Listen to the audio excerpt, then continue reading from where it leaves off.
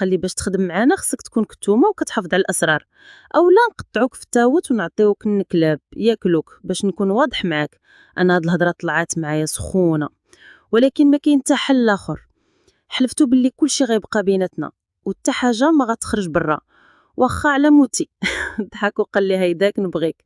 سقساني واش عندي بيرمي، قلت له اكيد. قال لي مزيان. قال لي خصك تعدل الباسبور، واخا مع الاول غنحتاجوك غير في وسط البلاد. قال لي غنعطيوك سياره وغتبقى تديما شونتيو ديال السلعه المدينه اللي نقولوا لك. قلت له اكيد، ولكن شنو هي هاد السلعه؟ قال لي مخدرات بجميع انواعها.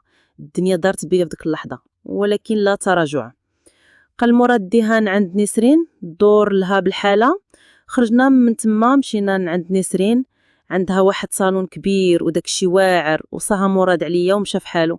قطعت لي شعري وصبغاتو وعدلاتو لي وعدلات لي الحواجب ومانيكور بديكور ولي سيغ. انا داكشي عمري ما عملته في حياتي.